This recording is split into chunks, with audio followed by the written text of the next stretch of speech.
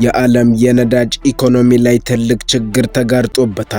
የሆርሙዝ የባህር ሰርጥ ተዘግቷል። የነዳጅ ዋጋ በአንድ በርሜል $100 በላይ አሻቅቧል። በኢራን ካርግ ደሴት ላይ ታይቶ የማይታወቅ የአሜሪካ አየር ድብደባ ተፈጽሟል።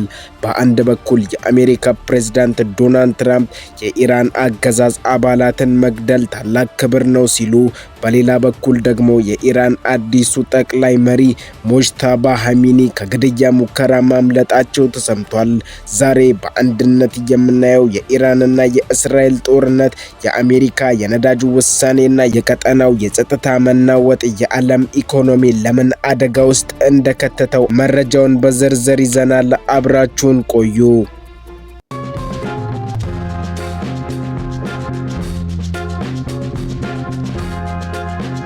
ወደ መጀመሪያው መረጃችን ስናልፍ የአሜሪካው ፕሬዝዳንት ዶናልድ ትራምፕ የኢራኑን አዲስ ጠቅላይ መሪ አያቶላ ሞጅታባ ኻሜኒ ወደ ስልጣን ከመጡ በኋላ የመጀመሪያውን መግለጫ መስጠታቸውን ተከትሎ ስለ መሪው ወቅታዊ ሁኔታ ያላቸውን ጥልቅ ግምት አጋርተዋል።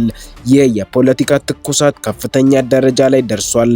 ፕሬዝዳንቱ በፎክስ ኒውስ ሬዲዮ የብራያን ኪልሜድ ፕሮግራም ላይ ቀርበው መሪው በህይወት ስለመኖራቸው ለቀረበላቸው ጥያቄ ምናልባት በህይወት ያለ ይመስለኛል ሲሉ ባልተጠበቀና ጥርጣሬ በተሞላበት መልኩ ምላሽ ሰጥተዋል። ትራምፕ በዚሁ ሐሙስ ዕለት ተቀርጾ አርብ ማለዳ አየር ላይ በዋለው ቃለ ምልልሳቸው ስለ መሪው ጤንነት ወይም ደግሞ ደህንነት በተመለከተ ያላቸውን ጥርጣሬ አክለው ገልጸዋል። እሱ የተጎዳ ይመስለኛል፣ ነገር ግን በሆነ መልኩ በህይወት ሳይኖር አይቀርም በማለት የኢራንን መሪ የጤንነት ሁኔታ በጥያቄ ውስጥ አስገብተውታል። ይህ የፕሬዝዳንቱ አስተያየት የተሰጠው አዲሱ የኢራን ጠቅላይ መሪ ጦርነቱ ከተጀመረበት ጊዜ አንስቶ እስካሁን ድረስ በአደባባይና በህዝብ ፊት በአካል ታይተው ስለማይታወቁ ነው። ይህ መረጃ የኢራንን የውስጥ ፖለቲካ የበለጠ አሻሚ አድርጎታል ነው የተባለው። በሌላ በኩል ደግሞ የእስራኤል መከላከያ ኃይል ከኢራን ተጨማሪ ሚሳኤሎች ወደ ሀገሪቱ መተኮሳቸውን በይፋ አስታውቋል። ይህንን የኢራን አዲሱ ሚሳኤል ጥቃት ጦርነቱ መለየቱን ተከትሎ በሰሜናዊ የእስራኤል ግዛቶች በሙሉ የአየር ጥቃት ማስጠንቀቂያ ደወሎች በከፍተኛ ድምፅ እያቃጨሉ ይገኛል። ይህ አዲስ ክስተት እስራኤል እና ኢራን እያካሄዱት ያለውን ጦርነት የቀጠናውን ውጥረት ይበልጥ እንዳባባሰውና ሰላም የራቀው መሆኑን በሚገባ ያሳያል። በተመሳሳይ ሰዓት ኳታርና እስራኤል በደቡባዊ ሊባኖስ ላይ የምታደርገውን ተደጋጋሚ ጥቃት የዓለም አቀፍ ሰብአዊ ሕግን በግልጽ የጣሰ ድርጊት ስትል አጥብቃ አውግዛለች። የኳታር የውጭ ጉዳይ ሚኒስተር በማህበራዊ ትስስር ገጹ ባወጣው ይፋዊ መግለጫ ዓለም አቀፍ ማህበረሰብ የእስራኤል ኃይሎች በሊባኖስ ላይ የሚያደርጉትን ጥቃት እንዲያቆሙና ዓለም አቀፍ ሕጎችን እንዲያከብሩ በማድረግ ኃላፊነቱን እንዲወጣ አስቸኳይ ጥሪ አድርጓል። ሚኒስተሩ ኳታር ለሊባኖስ አንድነት፣ ሉዓላዊነትና የግዛት ደህንነት ያላት ድጋፍ የማይናወጥ መሆኑን አጽንኦት ሰጥቷል። ጦርነቱ ያስከተለው ሰብአዊ ቀውስ አስደንጋጭ ነው። ካለፈው ሰኞ ጀምሮ በእስራኤል የአየር ጥቃቶች 98 ህጻናት ጨምሮ ቢያንስ ከ687 ሰዎች በላይ ህይወታቸውን አጥተዋል። አሁንም ወደ ሌላ ርዕሰ ጉዳያችን ስናቀና ደግሞ የዓለም የኃይል አቅርቦት መስተጓጎል የኢኮኖሚ ቀውስን እያባባሰ ይገኛል። የአሜሪካ መንግስት በማዕቀብ ስር የሚገኘውን እና በአሁኑ ወቅት በባህር ላይ በመርከብ እየተጓዘ ያለውን የሩሲያ ነዳጅ ሌሎች ሀገራት እንዲገዙ የገንዘብ ሚኒስተር ስኮት ቤንሰንት አሁን እንደገለጹት ይህ እርምጃ በጦርነቱ ምክንያት የተረበሸውን የዓለም አቀፍ የኃይል ገበያ ለማረጋጋት የታለመ ጊዜያዊ መፍትሄ ነው ብለዋል።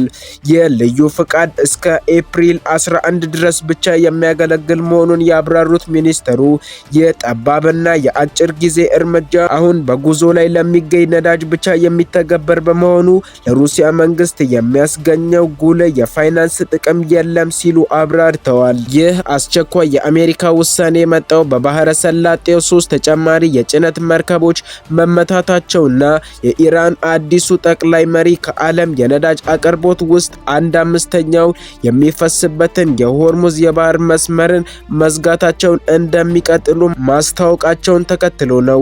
የዚህ ውጥረት ውጤት ሐሙስ ዕለት የነዳጅ ዋጋ በአንድ በርሜል $100 በላይ እንዲያሻቅብ አድርጎታል። ሚኒስተር ቤሰንት አክለውም አሁን እየታየ ያለው የነዳጅ ዋጋ ንረት በረጅም ጊዜ ሂደት ለሀገራችን እና ለኢኮኖሚ እጅግ ግዙፍ ጥቅም እንደሚያስገኝ የአጭር ጊዜ መስተጓጎል ነው ብለዋል።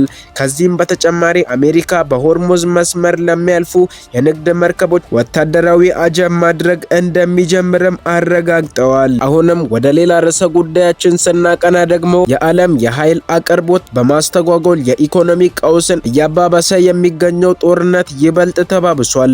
የአሜሪካው ፕሬዝዳንት ዶናልድ ትራምፕ የሀገራቸው ጦር ከሆርሙዝ የባህር በር አቅራቢያ በምትገኘው የኢራኗ ካርግ ደሴት ላይ በሚገኘው ወታደራዊ ማዕከላት ላይ ከባድ የቦምብ ድብደባ መፈጸማቸውን ይፋ አድርገዋል። ፕሬዝዳንቱ በትሩዝ የሶሻል ሚዲያ ገጻቸው ላይ እንደገለጹት የአሜሪካ ማዕከላዊ እዝ በመካከለኛው ምስራቅ ታሪክ ውስጥ ታይቶ የማይታወቅ እጅግ ኃይለኛ የአየር ላይ ጥቃት እየፈጸመ ሲሆን የኢራን የዘውድ ጌጥ የሆነችው ካርግ ደሴት ላይ የሚገኙትን ማንኛውም ወታደራዊ ኢላማዎች ሙሉ በሙሉ አውድሟል ሲሉ የጥቃቱን ስፋት ገልጸዋል። ይሁን እንጂ ፕሬዝዳንት ትራምፕ በዚሁ መግለጫቸው ላይ እንዳብራሩት የአሜሪካ ጦር ከፍተኛ የኢኮኖሚ ጠቀሜታ ባላቸውና በደሴቱ ላይ በሚገኙ የኢራን የነዳጅ መሰረታዊ ልማቶች ላይ እስካሁን ምንም አይነት ጥቃት ከመፈጸም መቆጠቡን አስታውቀዋል።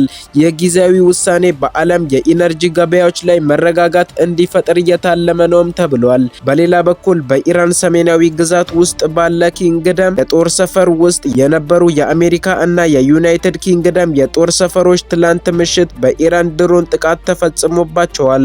የዩናይትድ ኪንግደም መከላከያ ሰራዊት 2 ድሮኖችን ማክሸፉን አስታውቋል።